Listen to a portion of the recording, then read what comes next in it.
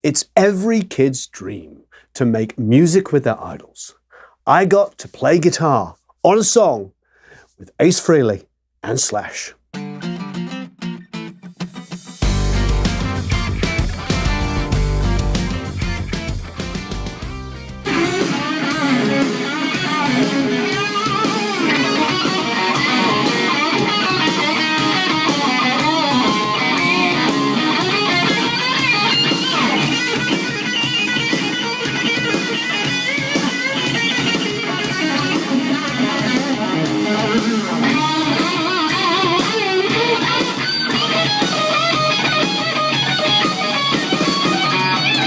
We'll show you a little bit more of that in a few minutes. It was the Origins Volume 1 album. We did it here.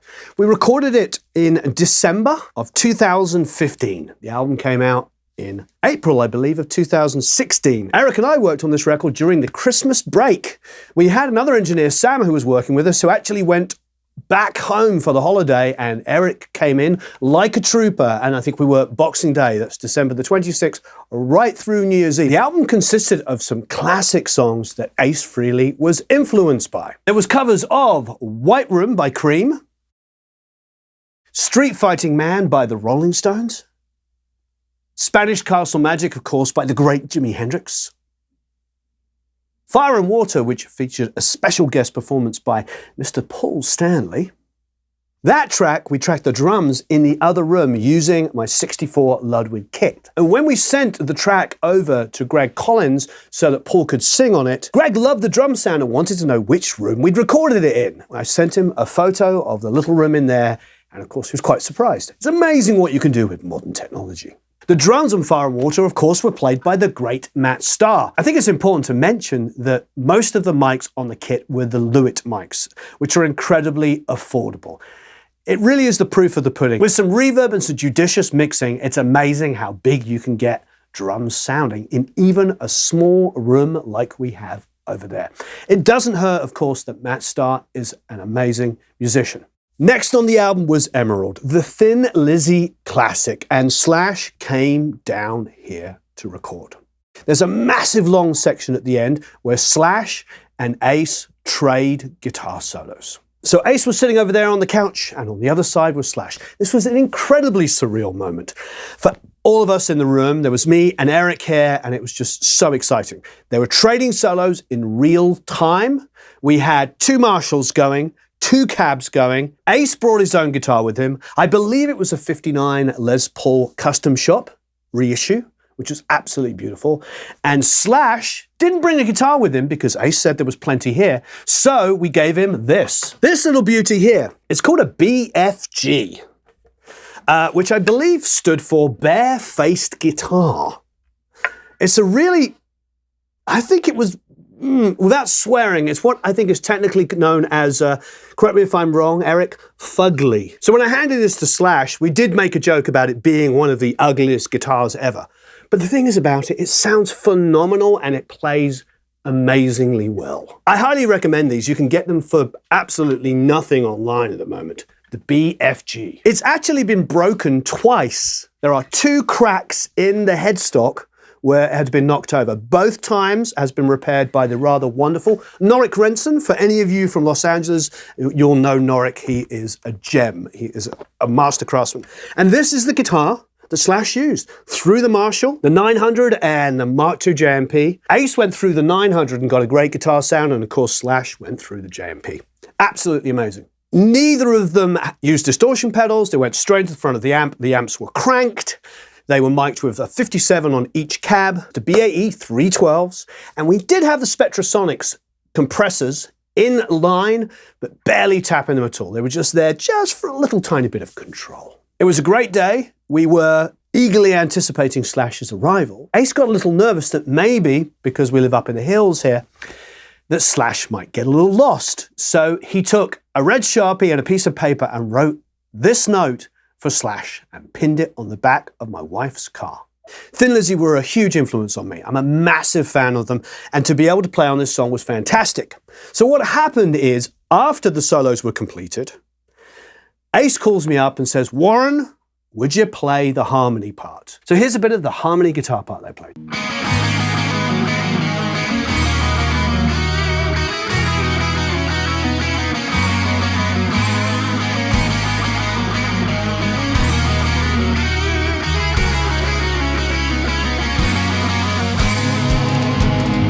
So the way this works is Slash played first and then Ace played second. So give it a little listen.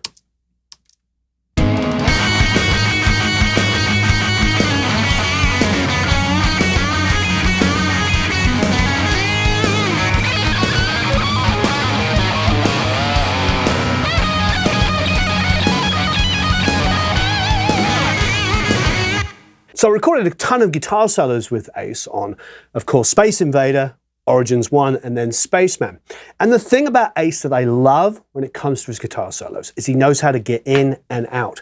He isn't a guitar player that just meanders and sort of peters out. He knows how to construct a guitar part. He'll come in high, he'll play some really, really exciting stuff, and then go down, and just get out. So it was a wonderful experience to see him and Slash trade these guitar solos in real time. These weren't cut and pasted together. They were playing opposite each other. Both of the amps were in the room at the same time. There was noise and all kinds of goodness going on, and it created an incredible atmosphere. Slash is an incredibly fluid player. We all know that. If you've ever seen Guns N' Roses, either live or you've watched videos on them, he has an incredibly fluid style. About 4 or 5 years ago, I went to Music Care's event for Ozzy Osbourne, and it was honoring Ozzy Osbourne. And Slash got up and played Whole Lot of Love. And I'll have to be honest, it was the best cover of Whole Lot of Love I've ever heard. And that whole middle section, that down, down, ba-da, ba-da, bow, down, down, ba-da, bow, ba-da, ba-ba. We all know that with the two-tone bend, and it's just was, he nailed it. He absolutely nailed it. He's an incredibly fluent player. I think the only other guy I know is that fluent is probably Tim Pierce. Just that really, really smooth way of moving around. So two similar but different guitar players. Ace attacks, he's got grit, he's got excitement. His solos are just like, they are so obviously Ace Frehley when you hear them. But Slash has that fluid feel, and you can hear a ton of Jimmy Page in his playing as well. But as Ace said, he's a huge Jimmy Page fan as well. So it's pretty amazing.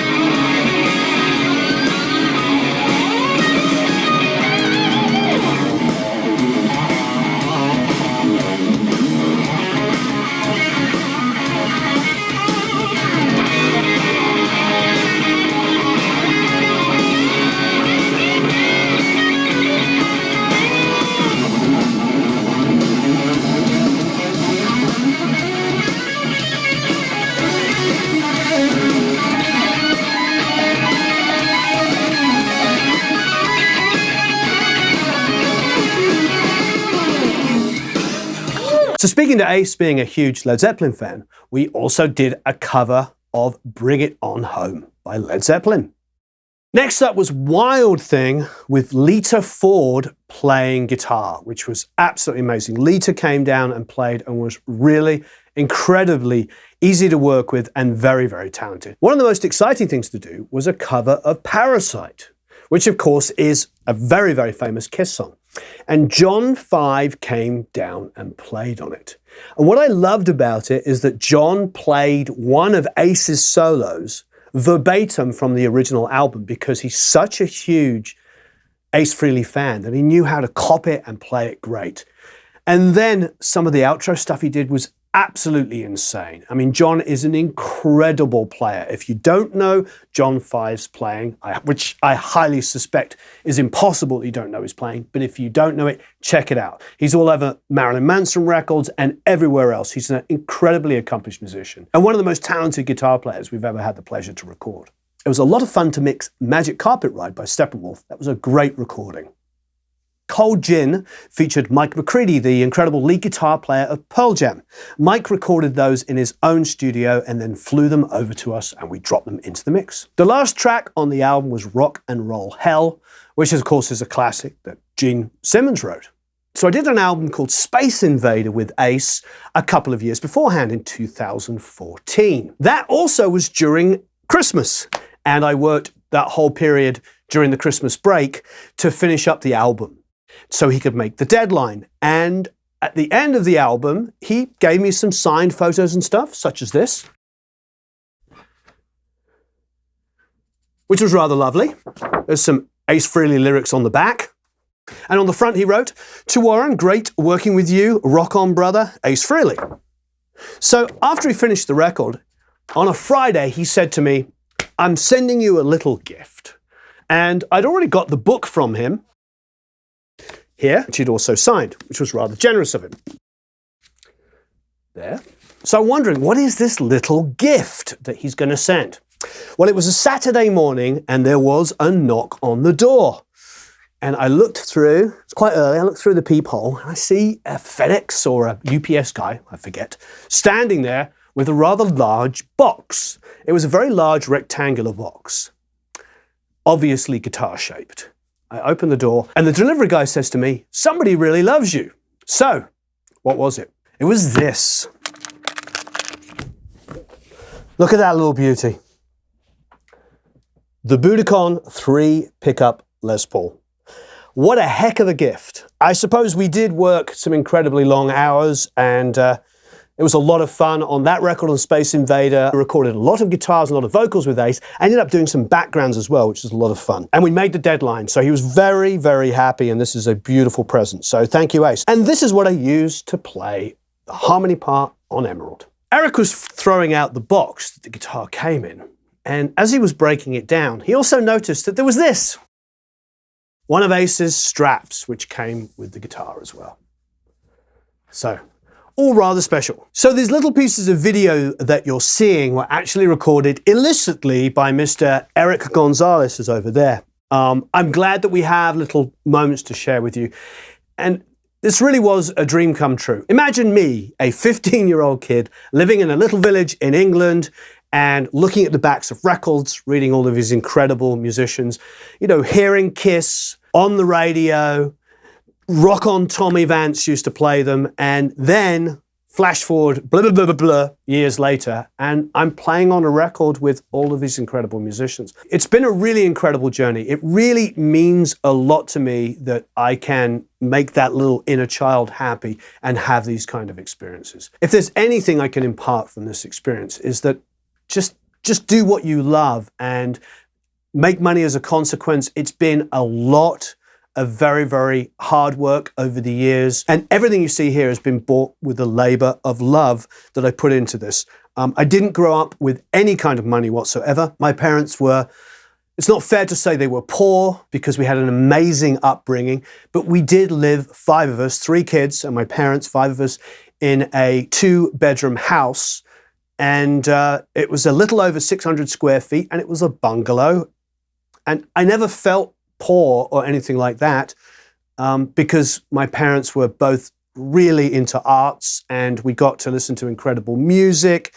My father would take us to concerts, classical, and it was just an amazing upbringing. So worth its weight in gold. And I know so many of you all over the world share these kinds of stories. And a lot of these guys and girls that we look up to also share these kinds of stories. You know, Ace didn't grow up wealthy. And so many incredible musicians, when you think of like the Beatles and you look at John Lennon's life and you look at a man who was pretty much given up by both his parents and was raised by his aunt. And he's arguably one of the, if not the most influential musician of all time. You can fight amongst yourselves with that. I'm sure you can imagine what it's like to be able to fulfill a dream and be able to work with incredible musicians like we did here with Ace and Slash and everybody else that played on this record. So thank you, Ace, for letting me play on the record. Thank you for letting me do some additional engineering. Thank you, Alex Saltzman, for doing incredible work and recording the bulk of these records. He's very talented and Ace is very lucky to have him. Matt Starr, Steve Coogan, Criss were all other people that played on these albums and they're all incredible musicians as well. Thank you, Eric, for assisting and doing a wonderful job. I'm watching to see if he blushes. And thank you, Eric, for taking video illicitly and for us being able to use it. And please, Who are your idols? Who would you love to work with? Who have you worked with? Who have you met that has really impressed you? And who would you like to meet that you're impressed by? Have a marvelous time recording and mixing. Please leave a bunch of comments and questions below. Thank you ever so much for watching, and have a marvelous day.